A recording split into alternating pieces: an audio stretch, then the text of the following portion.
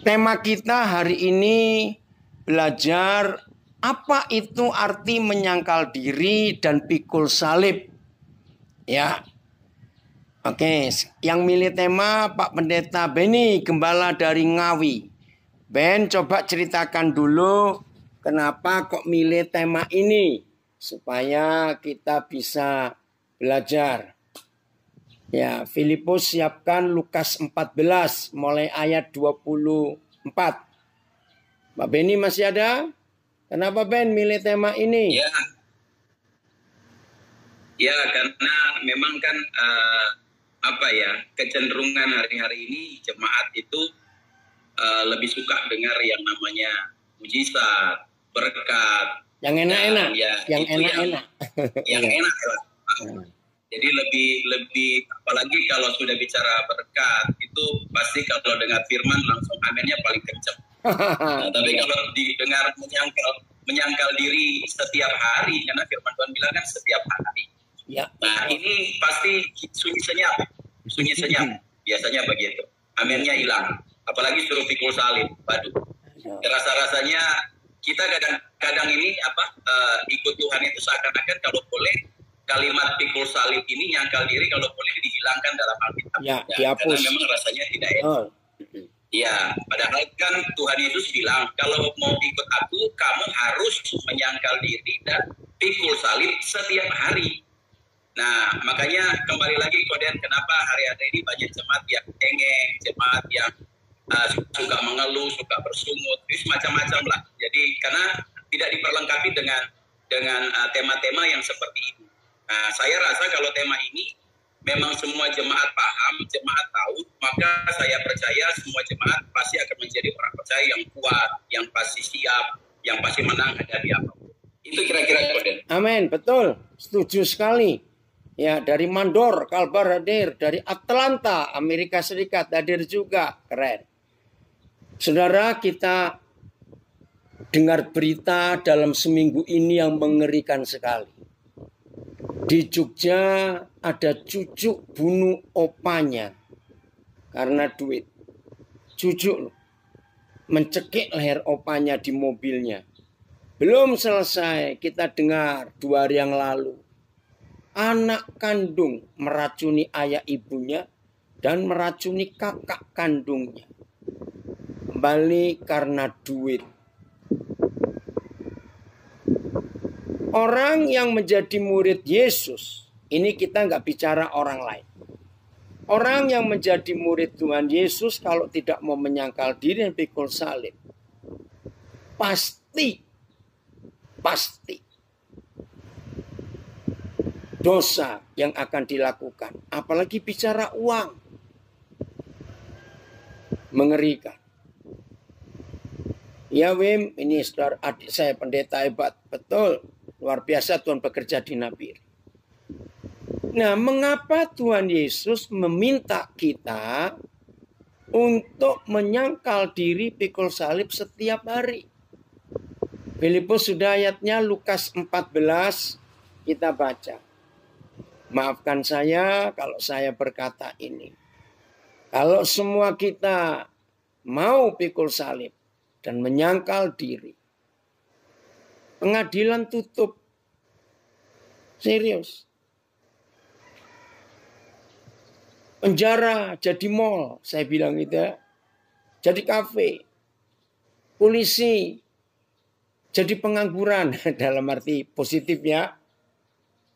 Nah, jadi semua kejahatan yang kita lakukan sebagai manusia, itu karena kita nggak mau pikul salib, nggak mau nyangkal diri.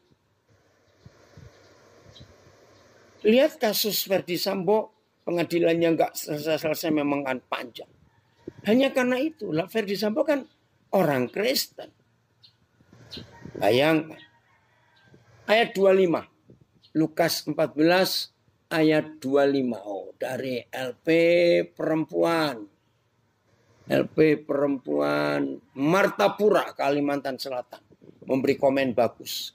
Dengan menyangkal diri berarti mampu membunuh semua keinginan daging 1000%. Setuju. Ayat 25 Lukas 14. Judulnya menarik. segala sesuatu. Jadi bukan cuma 10-20 hal. Segala sesuatu harus dilepaskan untuk mengikut Yesus. Segala sesuatu. Artinya dalam hidup kita ini nggak boleh ada satupun sekecil apapun yang orang Jawa bilang gondeli, yang mengganggu ya perjalanan hidup kita. Pada suatu kali banyak orang berduyun-duyun mengikuti Yesus dalam perjalanannya. Hanya sudah banyak berduyun-duyun lagi. Coba merem sebentar. Wih, berapa banyaknya itu? Banyak berduyun-duyun mengikuti Yesus dalam perjalanannya. Sambil berpaling ia berkata kepada mereka.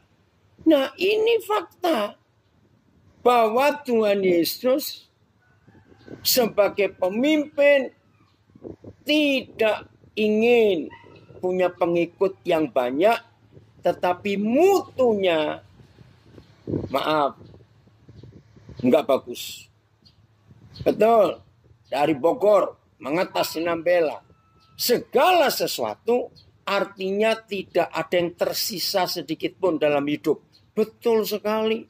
Betul sekali. Enggak ada yang tersisa. Nah, padahal secara umum yang namanya manusia seneng toh kalau jadi pemimpin terus diikuti banyak orang. Wajar namanya manusia. Tapi tidak dengan Tuhan Yesus. Lalu apa yang dia katakan sambil berpaling kepada mereka berkata, jikalau seorang datang kepadaku dan ia tidak membenci ayahnya, ibunya, istrinya, anak-anaknya, saudara-saudaranya laki-laki atau perempuan, bahkan nyawanya sendiri, orang itu tidak dapat menjadi muridku. Hal kedua, barang siapa tidak memikul salibnya dan mengikut aku, ia tidak dapat menjadi muridku.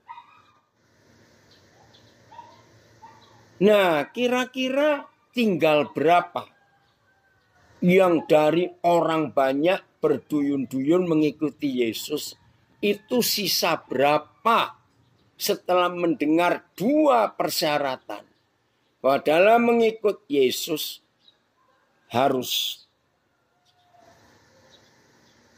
mau menyangkal diri, pikul salib, benci ayah, benci ibu, benci istri, benci anak-anak, benci saudara-saudara laki-laki dan saudara perempuan, bahkan membenci nyawanya sendiri. Tidak dapat menjadi muridku. Ini hal yang luar biasa. Nah, kata membenci, saudara jangan arti benci terus nggak suka, bukan. Ya. Yang belum tahu hari ini supaya tahu. Ayat 26 itu Tuhan Yesus menggunakan sistem dan teori dan prinsip militer. Ya, lu kok bisa? Nah, karena kita ini kan tentara Kristus. Oke, Frans, puji Tuhan, senang papa kamu gabung. Kita ini kan tentara Kristus. Nah, sebagai tentara Yesus, persis hukum militer seluruh dunia itu sama. Apanya? Begini ya, tidak semua kita anggota militer, tapi semua kita tahu. Ya. Militer itu dipakai sistemnya seluruh negara di dunia sama. Ya, masing-masing negara punya sistem politik, pemerintahan, keuangan, kesehatan, pendidikan, kenegaraan, semuanya beda. Tapi hanya satu yang dipakai sama seluruh dunia, yaitu sistem militer. Baik, Pak Agus Sendarsa sudah balik dari Jawa, sudah sampai Samarinda lagi. Ya. Nah, saudara perhatikan, sistem militer itu begini. Prajurit yang dapat perintah komandan, ya semua prajurit di negara apa saja, sistem negaranya apa saja, sistem militernya sama. Maka seorang prajurit ketika dapat perintah komandannya, tidak boleh berkata, siap laksanakan, tapi mohon izin, istri melahirkan, ayah meninggal, anak kecelakaan, atau hal-hal yang lain. Betul tidak?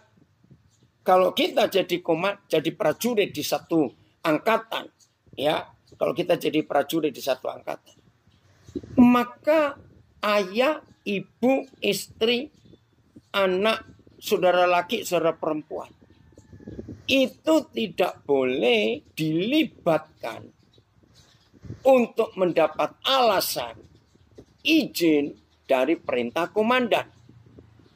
Betul tidak? Walaupun ada berapa yang toleransi, ya, atau keadaan yang bisa ditawar.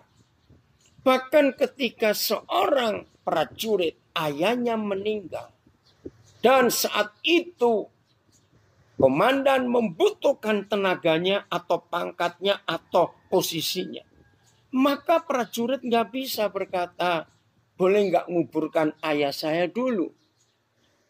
Nggak boleh. Maka itu di dalam konsep militer, ya, itu artinya harus lebih taat kepada komandan daripada kepada keluarga. Nah, itu arti ayat yang ke-25 tadi. Jadi jangan bilang benci, terus kita nggak suka pada keluarga, terus kita tinggalkan. Tidak. Lebih. Nah, pengajaran-pengajaran Tuhan Yesus itu memang menyakitkan daging, saudara.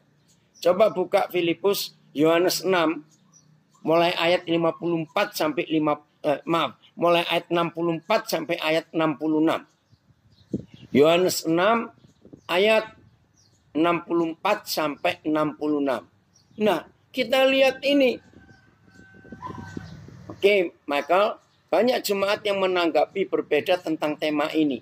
Berarti jadi miskin tidak boleh memiliki apa-apa. Bukan tidak boleh memiliki apa-apa. Silakan memiliki apa-apa, tetapi hatinya nggak boleh lengket kepada yang dimiliki. Sehingga kalau yang punya uang, kan kita ini bendahara, Michael. Ya, dengerin ya. Bukan, Yohanes 6. Ya. Kita ini kan bendahara. Michael, kalau jemaat tanya, jawab ini. Kita ini kan bendahara. Bendahara itu cuma punya satu ketaatan kepada bos yang punya uang, yang uangnya dipegang bendahara. Nah, kalau yang punya uang berkata, tolong keluarkan sekian untuk ini, keluarkan sekian untuk itu. Kurang ajar nggak kalau ada bendahara berkata, sayang bos, masa dikeluarkan terus? Nah, itu Mike artinya punya boleh. Ya, Michael tahu papa ini punya banyak hal. Tapi kalau yang punya itu minta papa keluarkan, ya papa harus keluarkan. Nah, itu artinya tidak punya apa-apa, melepaskan dirinya dari segala sesuatu yang dimilikinya. Karena kita ini lahir telanjang. Nanti mati pun, kalau ditelanjangi, kita pun nggak bisa protes. Sudah mati. Oke? 64, Filipus. Yohanes 6, 64 sampai 66. Kita lihat ayat ini. Jadi semua yang dikatakan Tuhan Yesus itu pasti menyakiti daging kita. Ya. Tetapi di antaramu ada yang tidak percaya. Sebab Yesus tahu dari semula. Ini loh. Siapa yang mengikuti Yesus, sebab Yesus tahu dari semula. Siapa yang tidak percaya dan siapa yang akan menyerahkan dia. Ayat 65. Lalu Yesus berkata kepada murid-muridnya, sebab itu telah kukatakan kepadamu, tidak ada seorang pun dapat datang kepadaku kalau Bapa tidak mengaruniakannya kepadanya. Nah, lihat ini. Mulai dari waktu itu. Mulai dari kapan? Mulai dari Tuhan Yesus mengatakan hal-hal yang tajam, yang tegas kepada murid-muridnya. Mengucapkan firman yang menyakiti daging, menyakiti keinginan hawa nafsu. mulai dari waktu itu banyak murid-muridnya. Bukan sedikit, banyak. Dan bukan kepada sekedar pengikut Yesus, tapi murid-murid mengundurkan diri dan tidak lagi mengikut dia. Saudara bayangkan. Nah, kalau murid-muridnya bukan sekedar orang percaya Yesus, bukan sekedar pengikut, murid. Begitu mendengar firman yang tajam, firman yang merobek daging mereka, firman yang gak enak di telinga, firman yang menusuk hati. Begitu mendengar firman kebenaran yang menusuk hati mereka, yang tidak mengenakkan kuping mereka, yang menyakiti, mengundurkan diri dan tidak lagi mengikut Yesus. Murid. Bayangkan, saudara. Ini loh yang kita harus jaga-jaga dalam hidup. Ingat ya, semua firman yang kita dengar dan itu belum membuat rasa sakit di jiwa kita, hati-hati. Hati-hati. Berarti kita belum mau dilepaskan dari kedagingan kita. Betul, daging menang dan menguasai kehidupan ini. Bermakna kita tidak akan mengerti dan paham isi hati Tuhan Yesus. Betul, kalau kita menyukai daging. Coba carikan di surat Timotius berapa itu ya. Bahwa pada akhir zaman akan ada orang-orang Kristen yang cari pengkhotbah-pengkhotbah yang mengenakkan kuping.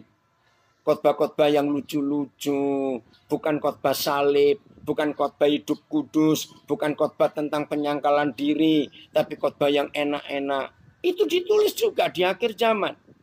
Sambil cari, kalau saya ketemu, tayangkan. Saya akan menyampaikan terus. Maka itu saudara, kalau kita nggak mau menyangkal diri dan pikul salib, kita nggak layak jadi murid Tuhan Yesus. Kalau kita tidak melepaskan, ayo, ini dia. Nah, kenapa Albert kamu opname? Aduh, Tuhan tolong. Baru istrimu keluar rumah sakit, sekarang kamu masuk. Dalam nama Yesus Tuhan tolong. Gak apa-apa. Ya sambil di ranjang rumah sakit belajar firman Tuhan. Itu keren. Udah, lanjutnya. Maka itu saudara dalam hidup kita, hati-hati dengan kedagingan kita. Yang maunya enak melulu. Oh, ini dia 2 Timotius 4 ayat 3. Makasih Filipus. Karena akan datang waktunya, aduh Tuhan jangan kena ke kami ini ya. Akan datang waktunya, terima kasih Gereja Emmanuel yang kirimkan ayatnya juga. Makasih. Karena akan datang waktunya.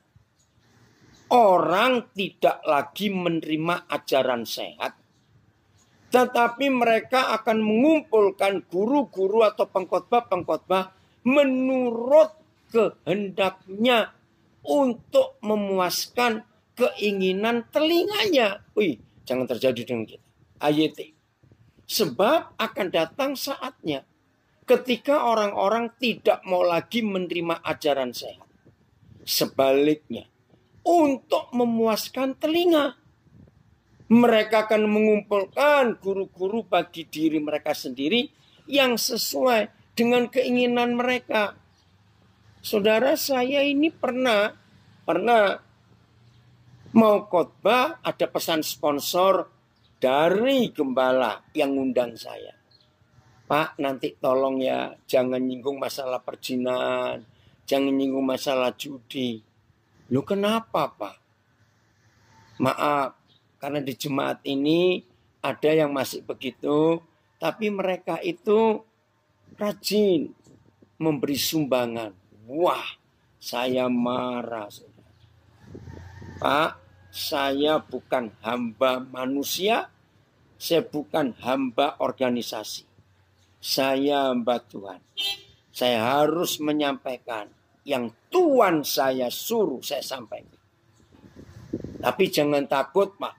Kalau Tuhan saya nggak ngomong tentang itu, saya pun nggak akan ngomong. Tapi kalau saya harus ngomong disuruh Tuhan saya, bukan disuruh Bapak, saya akan taat pada Tuhan saya. Wah, tersipu-sipu hamba Tuhan itu. Lanjut Filipus terjemahan yang lain. Nah, jadi ada pengkhotbah-pengkhotbah seperti Bileam, ya, yang pesan sponsornya jelas, maaf. Ya. Ada yang komen dari Surabaya, orang Bali ini. Khotbah-khotbahnya Papi, bahasanya mudah dimengerti, tapi isinya sangat dalam, sangat memberkati. Makasih nak untuk komenmu itu. Lihat BIS. Sebab akan sampai waktunya orang tidak mau lagi menerima ajaran yang benar. Sebaliknya mereka akan menuruti keinginan mereka sendiri dan mengumpulkan banyak guru guna diajarkan hal-hal yang enak didengar telinga mereka. TSI. Karena akan tiba waktunya orang tidak mau lagi mendengarkan ajaran benar. Mereka hanya akan mencari guru-guru yang mengajarkan hal-hal yang enak didengar saja, yaitu yang sesuai dengan selera mereka. Ya, FIH-nya betul. Hamba uang khotbahnya baik custom. Ya, sesuai pesanan yang mau pakai. Ngeri sekali. Amin ya. Ini gembala dari Medan. Farley, ya, kita harus menyetujui itu. Lihat FIH. Sebab akan tiba waktunya orang tidak mau mendengarkan kebenaran dan mencari guru-guru atau pengkhotbah-pengkhotbah yang pengajarannya sesuai dengan selera mereka.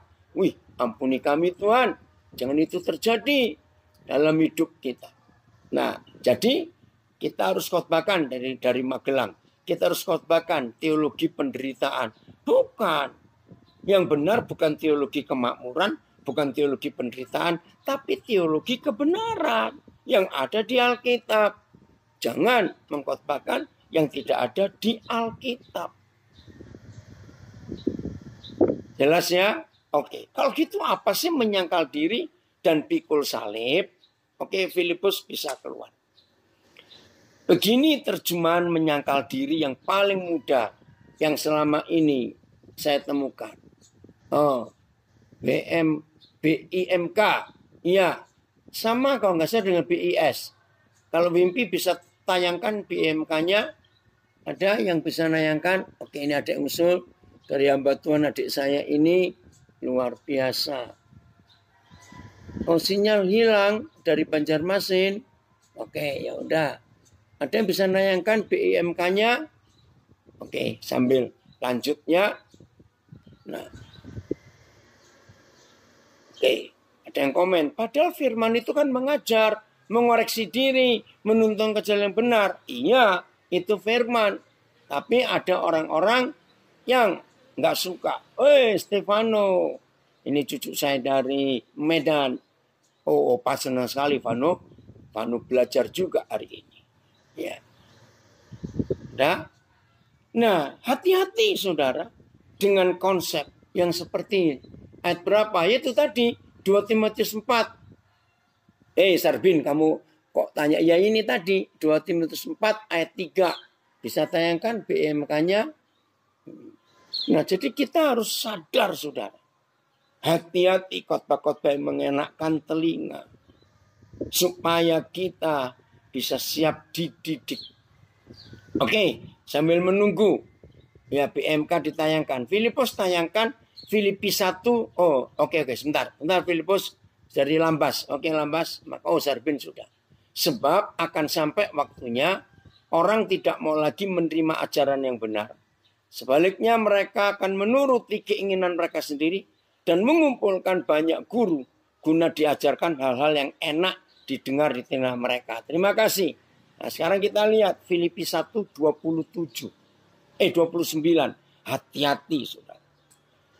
Salah satu khotbahnya Dr. Stephen Tong tajam, tegas, dan saya setuju. Hati-hati kalau pada akhir zaman ini gereja kurang sekali mengkhotbahkan tentang salib dan tentang penderitaan. Hati-hati. Betul. Nah, ini yang kita harus jaga-jaga. Ya. Sebab Filipi 1:29. Sebab kepada kamu dikaruniakan bukan saja untuk percaya kepada Kristus, melainkan juga untuk menderita untuk Dia. Jadi nggak cuma khotbah anugerah, keselamatan, pengampunan, tidak. Tapi harus ada penderitaan yang kita alami dalam hidup. AYT. Sebab demi Kristus kamu telah dikaruniakan bukan hanya untuk percaya kepadanya, tetapi juga karunia untuk menderita bagi Dia. TSI, karena kebaikan hati Tuhan, Dia memilih kalian bukan hanya untuk percaya kepada Kristus, tetapi juga untuk menderita demi kemuliaannya. Haleluya. Jadi nggak cuma percaya, saudara, tapi ada penderitaan untuk kemuliaannya. Oke. BMK, sebab Tuhan sudah memberi anugerah kepadamu bukan hanya untuk percaya kepada Kristus, tetapi juga untuk menderita bagi Kristus. Nah, kalau ada firman seperti ini, kenapa gereja tidak mengkhotbahkannya? Khotbahnya cuma sukses, berkat, diampuni. Nah, nggak bisa. Betul, setuju. Kita hamba Tuhan bukan hamba manusia yang selalu membawa kematian Kristus dalam hidup kita. Amin. Memang betul sekali. Kalau mau sembuh dari sakit rohani, harus menerima obat firman yang pahit, tegas, pedas. Terima kasih untuk pengajarannya ini, betul. Khotbah-khotbah yang mengenakan telinganya membuat manusia dan tubuh jasmani yang semakin kuat. Sementara manusia dan tubuh rohani semakin sakit dan tidak berdaya. Ngeri sekali. Oke, sekarang lanjut. Udah boleh keluar Filipus. Apa itu arti menyangkal diri? Sederhana sekali. Begini loh menyangkal diri. Nggak usah mikir yang jauh-jauh. Nggak usah pakai buku tafsiran apa. Malah repot. Menyangkal diri itu begini. Semua yang ikut mendengar sekarang, ya, jawab pertanyaan saya. Sekarang ini loh, sambil kita mendengar firman, seperti sekarang ini, bisa nggak kita berdosa? Berzina? Mabuk? Bisa nggak kita sambil dengar ini, bawa HP kita, terus kita mencuri? Bisa. Bisa. Sambil dengar ini, kita siapkan minuman beralkohol.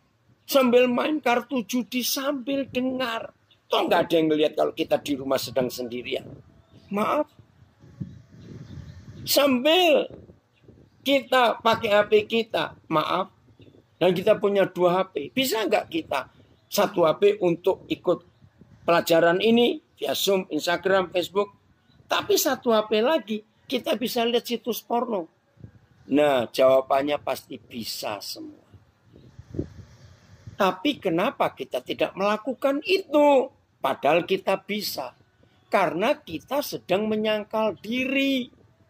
Tidak mengikuti keinginan hawa nafsu daging kita. Walaupun kita bisa. Nah, mudah-mudahan jelas penjelasan arti menyangkal diri yang sesungguhnya. Itu dia. Ini ada yang nulis bagus sekali. Saya nggak sebut namanya karena saya memang belum pernah ketemu saudari ini.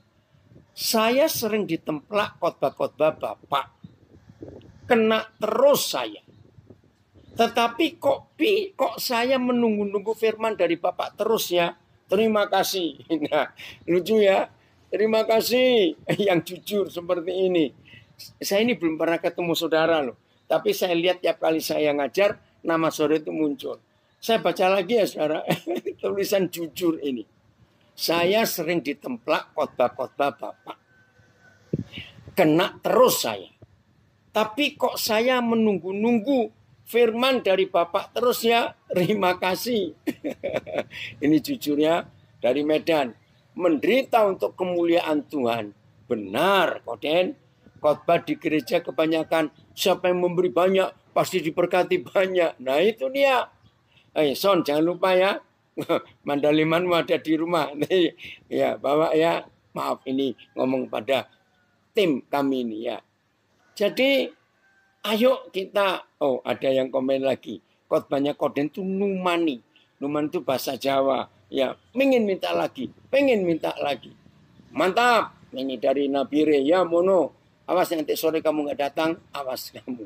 Ya, jadi semua kita sekarang ini bisa berbuat dosa. Bisa. Tapi kita nggak mau. Maka itu ini namanya menyangkal diri. Amin. Dari Malang. Haleluya. Jadi jangan berdoa begini. Saya itu ingin loh. Misalnya nafsu percabulan saya ini. Yang suka pikiran kotor. Saya itu ingin tuh dicabut oleh Tuhan. Supaya saya nggak punya barang itu. Halo. Izinkan saya ngomong kalimat ini. Kalau masih ada suara punya konsep seperti itu. Bahwa Tuhan ingin lepaskan kita dari dosa. Dengar ya, dengar. Ini konsep penting. Ya, saya ulangi. Yang pernah berdoa, Tuhan, cabut dong Tuhan. Ini pikiran kotor saya ini Tuhan. Cabut. Ini pikiran percabulan saya. Kenapa doa seperti itu Tuhan gak jawab, saudara? Maaf. Kalau Tuhan jawab doa itu supaya dicabut hawa nafsu percabulan kita. Maaf ya. Nah, yang jadi suami istri jadi kacau. Berarti kita nggak punya lagi keinginan, maaf, untuk melakukan hubungan suami istri itu. Maka itu nggak lucu. Tuhan nggak akan jawab doa seperti itu. Lalu gimana caranya? Menyangkal diri. Menyangkal diri. Jadi, tidak semua hawa nafsu itu jahat. Maaf. Ada hawa nafsu yang Tuhan izinkan ada. Untuk memberkati pernikahan kita. Jadi harus hati-hati. Jelas ya? Ambisi. Nah sama. Jangan saudara berdoa, Tuhan aku gak ingin punya ambisi yang begini nih. Ini ambisi yang salah. Nah salah lagi. Ambisi ada yang bagus. Ya. Ambisi mencari jiwa-jiwa. Ambisi untuk menyelamatkan banyak orang. Wah, itu perlu sekali. Kalau kita nggak punya ambisi untuk cari jiwa, merebut jiwa-jiwa berdosa, ya kita nggak akan punya semangat menginjil. Jelas ya? Terus jangan lupa loh, Papa mau berangkat sama Mama tanggal 15. Kamu belum WA apa-apa, mau titip apa. Oke? Ngerti? Arti menyangkal diri keren sekali, saudara. Kalau penyangkalan diri kita gunakan untuk kemuliaan nama Tuhan. Nah, sekarang kita belajar. Apa itu pikul salib? Ya, apa itu pikul salib? Nah, ini dia arti kata pikul salib itu. Terima kasih, Papa. Terima kasih untuk mikul salib. Nah, ini tradisi Romawi. Saya kembali pada tradisi Romawi. Zaman Romawi dulu, kalau ada orang sudah divonis mati di pengadilan, tetapi eksekusi belum tiba waktunya, maka orang itu boleh bebas, nggak perlu dipenjara sambil nunggu waktu eksekusi. Tetapi ini saya dengar dari cerita beberapa teman saya yang tahu sejarah Romawi zaman itu. Mereka boleh bebas, nggak dipenjara, tapi syaratnya cuma satu. Kalau mereka keluar rumah, mau ke pasar, mau ke rumah teman, mau kemana saja, mereka harus jalan mikul salib. Nah, ukurannya nggak ditentukan, harus berapa, saya juga nggak tahu soal itu. Nah, sehingga waktu dia ke kafe, waktu dia ke mall, ini kalau zaman sekarang, waktu dia ke rumah teman, waktu dia naik kendaraan umum, salib harus dipikul. Maka orang-orang yang melihat dia langsung tahu, oh nggak lama orang ini mati, disalib sesuai hukum Romawi zaman itu. Nah sekarang kita nggak perlu mikul salib kemana-mana. Artinya, saudara sadar nggak? Roma 6 ayat 23, ya. kita ini karena dosa. Terima kasih Filipus. Ya, nyangkal diri seperti mau mati rasanya. Betul. Karena memang kita harus itu. Ya, Roma 6 ayat 23. Ini loh yang kita harus tahu kalau pikul salib setiap hari. Ya, Roma 6 ayat 23. Bentar. 6 ayat 23. Roma 4 itu Filipus. Masih Roma 4. 6. Bentar. Sebab upah dosa ialah maut. Tetapi karunia Tuhan ialah hidup yang kekal dalam Kristus Yesus Tuhan kita. Sebab upah dosa adalah maut. Ya, upah dosa maut. Sebab kematian adalah upah dari dosa. TSI, sebab dosa menjerat kita dalam kematian rohani. Namun bila kita bersatu dengan Kristus Yesus penguasa kita, Tuhan akan selalu berbaik hati kepada kita dan memberikan hidup yang kekal. BMK-nya, saya baca. Sebab kematian adalah upah dari dosa. Tetapi hidup sejati dan kekal bersama Kristus Yesus Tuhan kita adalah pemberian yang diberikan Tuhan dengan cuma-cuma. Nah, kalau upah dosa itu maut, kematian. Karena memang kita sudah jatuh di dalam dosa. Jadi seharusnya tiap saat saudara dan saya ini jalan-jalan ke mall kemana saja harus mikul salib. Ya, karena kita sudah dihukum mati karena dosa semua kita. Ya. Ngerti ya? Jadi orang mau mati jangan sombong. Orang mau mati aja kok sombong. Halo. Keren ya?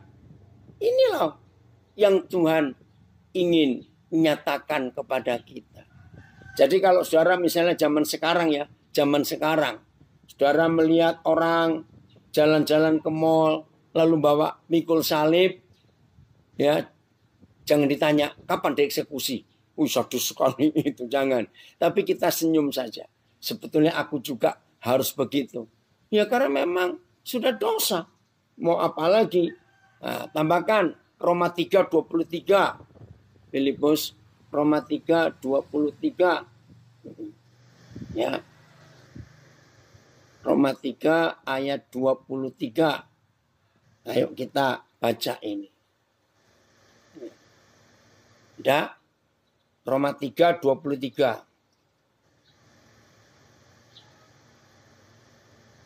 Nah, karena semua orang. Jadi tidak ada yang lolos. Semua orang telah bukan akan berbuat dosa. Nah, saudara bisa tahu kalau semua orang telah berbuat dosa, ya artinya kita ini sudah divonis mati. Jelas ya? Supaya sadar. Hidup nggak bisa main-main. Hidup nggak bisa seenaknya. Ya. Kalau kita sadar bahwa kita sudah divonis mati. Nah, saya tanya kepada saudara. Kira-kira orang sudah divonis mati, boleh nggak punya ide, punya rencana, wih aku mau bangun rumah. Wih aku nanti mau beli ini. Wih aku ingin punya itu. Ya. Orang sudah dihukum mati. Tinggal tunggu waktunya saja. Jadi kita nggak bisa seenaknya. Jadi apa cita-cita kita? Ya cuma nyiapkan saja. Kapan eksekusi itu? Tapi puji Tuhan. Karena kematian Tuhan Yesus. Kita bisa bebas sampai hari ini. Jelas ya? Itulah keindahan yang Papa beri buat kita. Terima kasih Tuhan. Terima kasih. Betapa dahsyatnya kuasa kasih dan pengorbanan Tuhan Yesus atas hidup kita sampai pada hari ini. Terima kasih Tuhan. Nah, kalau gitu apakah kita boleh buat rencana? Boleh. Walaupun kita sudah divonis mati dan kita harus pikul salib. Tujuannya cuma satu. Supaya setan nggak ganggu kita. Kalau setan tahu bahwa kita tiap hari menyangkal diri dan tiap hari pikul salib, maka setan nggak akan ganggu kita. Karena apa? Ngapain ganggu dia? Sudah mati kok. Nah, itu dia. Jadi saudara harus tahu lewat Lukas 14 tadi, persyaratan untuk mengikut Yesus. Benci orang-orang kita kasih. Karena hanya harus tunduk pada komandan kita. Lalu sudah nggak bisa berbuat dosa lagi. Bukan tidak bisa salah. Tidak mau berbuat dosa lagi. Padahal kita masih bisa buat dosa. Lalu pikul salib kita. Bukan salibnya Yesus, kita nggak akan kuat. Ya, maka kalau setan tahu kita sudah menyangkal diri dan mikul salib, maka mereka akan berkata, percuma ganggu dia. Sudah mati kok. Ya, oke, terima kasih. Saya baca lagi karena ditayangkan di Zoom. Jikalau seorang datang kepadaku, Lukas 14 ayat 26. Jikalau seorang datang kepadaku dan ia tidak membenci bapaknya, membenci ibunya, membenci istrinya, anak-anaknya, saudara-saudaranya laki-laki atau perempuan, bahkan tidak membenci nyawanya sendiri, ia tidak dapat menjadi muridku. Barang siapa tidak memikul salibnya dan mengikut aku, ia tidak dapat menjadi muridku. Saudara, di sejarah Perang Dunia Kedua, ya, di sejarah Perang Dunia Kedua, ada seorang tentara Amerika, ya, dia ikut perang, ya, sudah dilatih. Tapi tentara ini berkata kepada komandan, boleh nggak saya ikut perang, tapi saya tidak mau menembak musuh. Nah, ngapain kamu ikut perang? Itu kisah nyata, difilmkan berapa tahun yang lalu. Filmnya terkenal sekali, apa, Hacksaw Ridge, saya lupa judulnya. Sampai di tentara ini diadili di mahkamah militer karena tidak mau mengikut perang itu. Tapi dalam kisah nyata itu, justru dia jadi pahlawan Amerika. Dia sudah meninggal kira-kira tahun 2017 yang lalu baru meninggal. Umurnya tua sekali. Ya, Hacksaw Ridge, terima kasih. Saya itu nonton sampai berapa kali, saudara. Karena saya kagum. Ini anak Tuhan. Dia taat kepada Tuhan. Aku pokoknya nggak mau bunuh. Tapi aku ingin ikut perang. Nah, di dalam kisah nyata itu, dia nggak pernah satu kali pun nembak musuh. Malah dia menyelamatkan ratusan teman sejawatnya yang luka di medan perang. Dan dia juga menyelamatkan berapa tentara Jepang yang membunuh banyak orang itu. Wah, kisah heroiknya tercatat dalam sejarah dunia. Ada anak muda yang melakukan ketaatannya. Dan dia menyelamatkan banyak orang. Nah, itu dia. Saya baca komen ini, tambah mudeng saya. Orang Kristen yang masih sering diganggu setan karena masih hidup belum mati. Karena salib. Oi, puji Tuhan. Benar. Dengan belajar menyangkal diri pikul salib. Sebenarnya kita belajar untuk mengenakan pikiran dan perasaan Tuhan Yesus. Amin. Inilah kasih Tuhan. Oh, Desmond Doss. Ya, terima kasih. Dia lahir tahun 1919. Oh, 2006. Dia meninggal tahun 2006. Betul. Desmond Doss. Kisah nyata itu. Jadi saudara dan saya pun bisa buat seperti itu. Untuk melakukan ketaatan. Walaupun kita masih hidup. Ya. Penyangkalan diri adalah salah satu bentuk ketaatan kepada Bapa. Iya. Itu bentuknya. Saudara. Oh, bisa tulis judulnya. Ya. Tolong bisa bantu saya. Yang di Instagram. Ya. Tolong ya. Yang bisa bantu. Ada yang tanya. Untuk nonton. Kristo bisa bantu Papa? Ini ada yang tanya di Instagram. Oke, kita lanjut. Kita lihat 2 Korintus 12. Ya, mulai ayat yang ke-7. 2 Korintus 12 mulai ayat yang ke-7. Dan ini dialami oleh Paulus. 2 Korintus 12 mulai ayat yang ke-7 sampai ayat yang ke-10. Terima kasih Bapak. Kami belajar untuk mengenal kebenaran yang luar biasa ini. Aduh Dem, maafkan ini. Kalau belum sempat telepon kamu balik, maaf. Ya.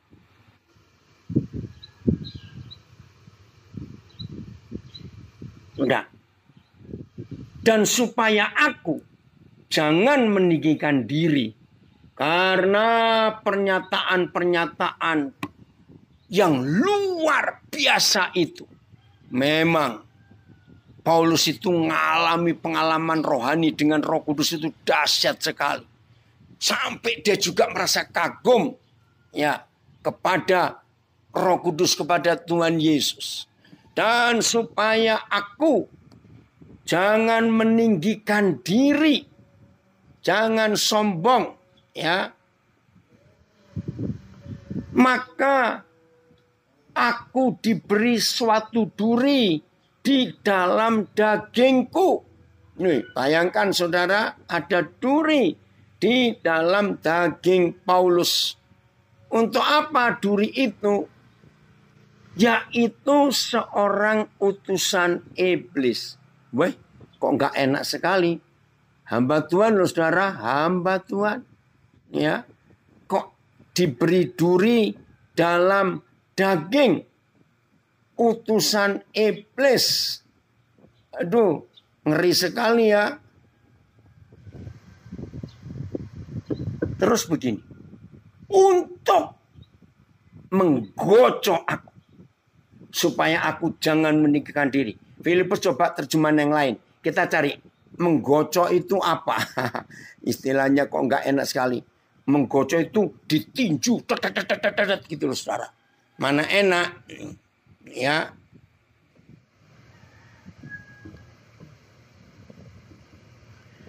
AYT. Oh Magelang keluar ya, Tuhan memberkati. Untuk menjaga agar aku tidak terlalu berbangga atas penyataan-penyataan ya yang mana itu? Yang luar biasa itu, maka sebuah duri diberikan dalam dagingku, yaitu utusan iblis untuk menyusahkan aku supaya aku tidak meninggikan diri. Nah, ini kan aneh. Masa rasul besar, hamba Tuhan yang luar biasa, kok sampai begitunya? PS. Tetapi supaya saya jangan terlalu sombong. Ya, karena penglihatan-penglihatan yang luar biasa itu. Saya diberikan semacam penyakit pada tubuh saya. Yang merupakan alat iblis. Penyakit itu diberikan untuk memukul saya. Supaya saya tidak menjadi sombong. TSI. Lagi pula, supaya saya tidak menjadi sombong karena hal-hal yang luar biasa yang Tuhan nyatakan. Maka saya diberi suatu penyakit yang menyiksa tubuh saya. Tuhan mengizinkan Satanas mengirim penyakit itu untuk memukul saya supaya saya tidak terlalu membanggakan diri. Aduh. Saudara, ini bentuk penyangkalan diri dan pikul salibnya Paulus. Saya ulangi, ini bentuk penyangkalan diri. Ya. Dan pikul salibnya Paulus. FYI. Tetapi ini ingin saya katakan. Karena pengalaman-pengalaman itu hebat sekali. Maka Tuhan takut. Wih, terima kasih Paulus kejujuranmu. Maka Tuhan takut kalau saya menjadi besar kepala karenanya. Jadi diberikanlah kepada saya suatu penyakit yang sampai sekarang menjadi duri di dalam daging. Yaitu utusan iblis untuk menyakiti dan mengganggu saya. Dan menurunkan harga diri saya. Oh, kagum kita dengan hidup Paulus. Awas, kalau yang pertama kali mendengar firman ini dan cara saya membaca dengan intonasi tekanan yang berbeda, jangan doa gini, Tuhan, jangan saya kayak Paulus ya Tuhan, jangan. Nggak usah, Tuhan tuh didiknya beda-beda, jangan takut.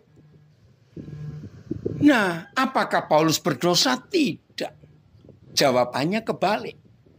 Ya, karena banyak orang punya konsep yang salah soal penyangkalan diri pikul salib. Itu pasti kamu ada dosa. Maka itu sampai kamu menderita seperti itu. Kebalik. Yang betul begini. Supaya kita tidak jatuh di dalam dosa. Justru Tuhan mengizinkan kita menyangkal diri dan pikul salib. Saya ulangi. Jadi kalau saudara lihat ada orang menderita, seperti teman-temannya Ayub, ya. Jadi lagi sekali, kalau saudara melihat ada orang menderita, jangan saudara berkata, jujur ya, coba saudara periksa diri. Jangan-jangan ada dosa dalam hidupmu. Kok sampai kamu mengalami penderitaan seperti ini? Jangan katakan kalimat itu. Tapi justru sebaliknya. Oh, puji Tuhan, saudara mengalami itu. Karena Tuhan sayang, supaya saudara tidak jatuh dalam dosa. Maka saudara mengalami seperti Paulus, diberi duri dalam daging. Nah, itu yang betul. Ayat 8. Ayat 8. Apa yang terjadi lagi? Ini loh saudara.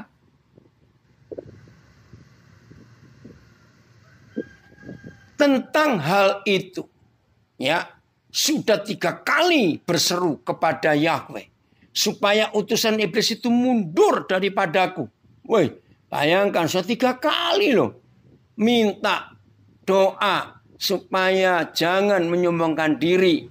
Oh, terima kasih dari Timor Leste.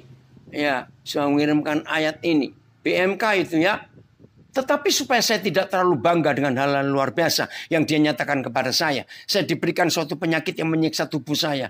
Melalui penyakit itu Tuhan mengizinkan iblis memukul saya. Melalui penyakit itu supaya saya tidak terlalu membanggakan diri saya. Ya, ada komen lagi dari Ngawi. Ada gereja yang punya konsep menyangkal diri dengan cara banyak doa puasa. Enggak, bukan itu. Ya, bukan itu. Menyangkal diri itu tadi bisa berbuat dosa. Bisa berbuat dosa tapi tidak mau.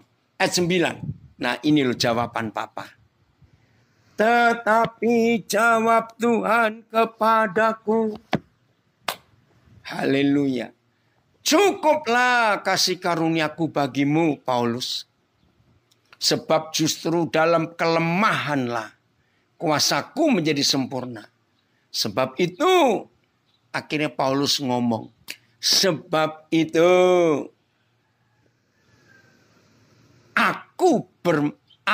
sebab itu terlebih suka aku bermegah atas kelemahanku supaya kuasa Kristus turun menaungi aku. Orang Jakarta bilang gile lu. Itu ya. Hah? Lebih suka bermegah atas kelemahanku. Karena itu aku senang. Bukan senang shopping, senang jalan-jalan ke Amerika, ke luar negeri. Bukan. Karena itu aku senang. Dan rela dalam kelemahan, di dalam siksaan, di dalam kesukaran, di dalam penganiayaan, di dalam kesesakan. Oleh karena Kristus. Sebab jika aku lemah, maka aku kuat. Oh, dari Siantar ada tanya. Mau nanya, Pak. Gimana pendapat Papa terhadap pendeta yang suka ngusir-ngusir setan. Dan sedikit-sedikit nengking setan. Ya, pendeta itu adalah kelompok Ghostbusters. Pemburu setan. Setan itu nggak usah ditengking-tengking. Dia pergi sendiri kalau kita hidup dalam kekudusan dan kebenaran. Setan pasti pergi. Jelas ya? Jadi nggak perlu nengking-nengking setan. Ngapain? Gitu. Coba terjemah ayat 9 dan 10 ini berapa terjemahan Filipus? Amin ya. Luar biasa. Kita tahu. Oke. Ayat. Namun Tuhan berkata kepadaku. Anugerahku cukup bagimu.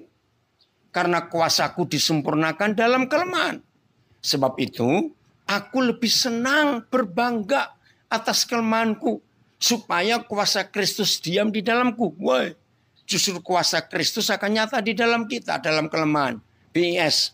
Tetapi Yesus menjawab, aku mengasihi engkau Paulus. Dan itu sudah cukup untukmu.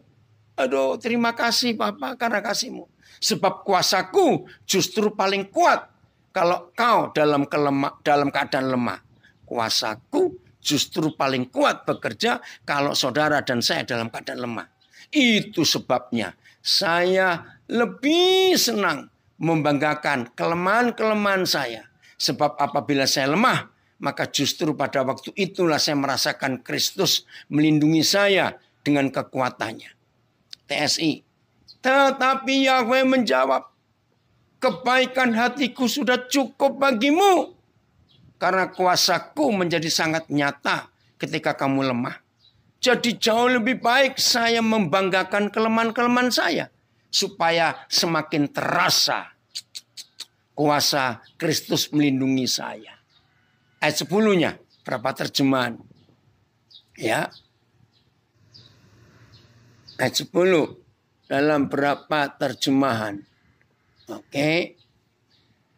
Karena itu, ayat itulah sebabnya aku merasa senang dalam kelemahan. Aneh. Merasa senang dalam siksaan. Merasa senang dalam kesukaran. Merasa senang dalam penganiayaan. Dan merasa senang dalam kesulitan dengan Kristus. Karena ketika aku lemah, maka aku kuat. Terima kasih Tuhan. Terima kasih. BS. Jadi saya gembira dengan kelemahan-kelemahan saya. Saya juga gembira kalau oleh karena Kristus saya difitnah. Ini terjemahan bagus. Saya juga gembira kalau oleh karena Kristus saya difitnah. Saya mengalami kesulitan, dikejar-kejar, dan saya mengalami kesukaran. Sebab kalau saya lemah, maka pada waktu itulah justru saya kuat. TSI. Oleh karena itu, sebagai utusan Kristus, saya sudah belajar merasa senang ketika mengalami kelemahan, mengalami penghinaan, mengalami kesusahan, mengalami penganiayaan, maupun kesengsaraan. Sebab justru di saat lemahlah saya benar-benar mendapat kekuatan. Dahsyat. Evaya. Ya. Ada yang komen. Berarti adalah kebahagiaan ketika Tuhan memberi kesempatan kita untuk bisa bermegah di atas kelemahan kita. Betul. Sehingga kita nggak bisa sombong. Wah, menakjubkan sekali pewahyuan ini, Pak. Dahsyat sekali firman yang Bapak sampaikan itu karena firman Tuhan. Oke. Karena saya tahu bahwa semua itu bagi kepentingan Kristus. Maka saya tidak berkecil hati mengenai duri itu. Karena untuk kepentingan Kristus. Dan mengenai penghinaan, mengenai kesukaran, serta penganiayaan. Sebab apabila saya lemah, saya menjadi kuat. Makin sedikit yang saya miliki, woi keren terjemah ini. Makin sedikit yang saya miliki, makin banyak saya menggantungkan diri kepadanya. Amin. Luar biasa ini. Wow. BIS-nya senang difitnah. Ya, ada komen dari Nabire. Menengking itu sama dengan mengeluarkan energi batinia. Energi ini lebih kuat dari energi lahiriah. Orang yang menengking setan secara tidak langsung mengakui setan itu kuat. Sehingga untuk mengusirnya harus menggunakan tenaga batinia. Semakin keras, semakin kuat kita menengking. Berarti menganggap setan semakin hebat. Iya, itu bodohnya yang suka tengking-tengking. Terima kasih dari Surabaya. Kalau Paulus bisa, kita semua bisa. Mau yuk, mau. Ya, dari Surabaya komennya bagus juga itu. Kalau Paulus bisa, maka semua kita pasti bisa. Ada teman, mau yuk, mau. Gitu ya. Ayo, ini yang Tuhan lakukan dalam hidup kita. Ya, Ibu Salindeo, nggak usah didoakan. Alami firman yang didengar sekarang ini, Bu Salindeo. Pasti akan kuat menghadapi tantangan-tantangan yang ada itu. Woi, terima kasih Papa. Jadi kesimpulannya, udah Filipus boleh keluar. Jadi kesimpulannya, senang nggak pikul salib? dan menyangkal diri? Ya harus senang. Kalau enggak berarti kita sefrekuensi dengan dosa, dengan setan itu. Harus lebih menyiapkan diri lagi ke depan. Untuk apa yang Tuhan akan uji kita lagi? Betul. Ujian kita enggak habis-habisnya.